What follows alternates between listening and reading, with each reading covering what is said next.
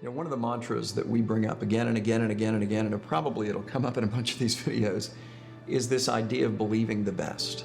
And what we talk to couples about is on the front end to resolve to believe the best about the person that you're joining to or that you've joined to in marriage. And that's a conscious decision that you make. You know, you're in love and this person is amazing and all of this stuff. And by the way, it's great to hang on to that, to remember who this person is, because what will happen is you will be tempted to doubt and tempted to doubt and tempted to doubt. And you've got to get ahead of that. Mm-hmm. Yes, I mean, we do have an enemy, and the enemy's goal is to break us up. And unfortunately, this is the way he does it. He's the accuser. He is going to come to you and he's going to say, did your husband mean that when he said that? And that is something that you're definitely going to have to fight against. One of the things that we're going to talk about later is communication. Communication is so necessary in marriage. And what happens is when your husband does something or when he talks, sometimes he'll push a button. Sometimes he'll do something that brings up an insecurity, and so immediately we will jump to what was his intention with that. And so one of the things that we really have to do is flat out ask him gently and tell him the truth. Hey, when you said this, I thought this. Is that what you meant? And that can be vulnerable, that can be hard, but we have to fight against the way the accuser would come at us and accuse us to each other. Yeah, and so that vulnerability goes back to something we said in a prior video, which is the covenant. You know, what the covenant allows you to do is it creates a safe place for you to be vulnerable. And the reality is we all have insecurities. We all have issues. We all have buttons, you know? And sometimes it's embarrassing for us to even admit, particularly as guys, hey, when you said that, here's how I felt, or here's how I heard this. But you should be able to, indeed you need to take advantage of the covenant and in humility come and say, all right, you know what, that wounded me, and I know you weren't trying to do it. Wait a minute, what did I just do? I gave you the benefit of the doubt. I said, I'm believing the best about this person. You know, it's like when that accuser gets up in your ear, and man does he, you know, and he's saying the things that Beth said. It's like you've got to stop and go, hang on a second. Who do I know this person to be? Because I know she's not vindictive. I know that she's not against me, but she's for me. I know that she's not trying to manipulate me or get a leg up on me or put me down or beat me up, but instead she's got a history of building me up. So whose voice is this then? You know, who am I listening to if I give way to this?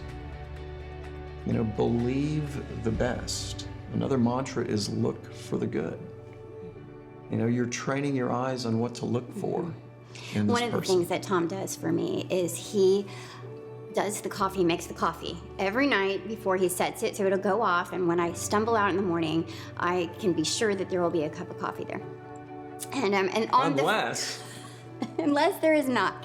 And one of the few times, on the few times that he doesn't do it, man, it is upsetting. It is upsetting because you have a certain amount of time in which to do your devotion and get ready before the kids get up and all of that. And so if something throws that cycle off, it can really send you into a tailspin. So one of the things that I learned over the years is that instead of looking at, okay, he blew it this time or he didn't, is, hello, he is giving me this gift the rest of the time. And then think about, okay, what happened last night? Why didn't I think to make it so that he didn't have to worry about when he got home? And these are some of the things that we need to train ourselves to do when it comes to believing the best. Oh, we can talk about how we forgot to take out the garbage, or how this and how that, or how about why don't we just think about what he is very good at instead of thinking about the ways that your spouse is messed up. Yeah, and it takes training, and it is a choice, you know. I like the train word. You're training yourself to do something, to make a choice. So I can choose to, or she can choose to in that case, I guess go, oh, he messed up, he didn't do the coffee. Or she can choose to go, you know, that was weird.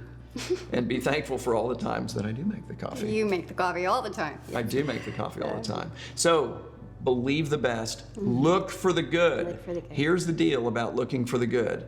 You can always find the bad. That's the easy stuff. You know, the bad is there, and the relationship that you have leads you nowhere to hide it. Like, you can only hide it so long, and then there it is.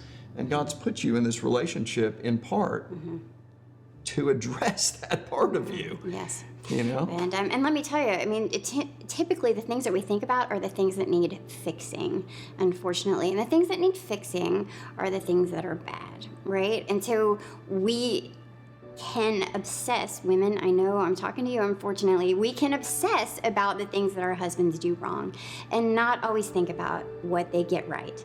And so this is a principle that we really need. We need to be thankful. We need to be thankful for the good. Praise God. We praise God in the good and the bad, right? And we need to think about that with our husbands as well. Yeah, so something my dad said, he said, look, you can dig for dirt or you can dig for gold. And I think that's true in every area of life, and it's true in a marriage relationship too. You know, if you're digging for dirt, well, you know, what are you going to find? You're going to find it. You're going to find it. You know, buckets full of it, there's no doubt. Or you can dig for gold. And when that's what you're training your eye to look for, that's what you find. That's when it goes well.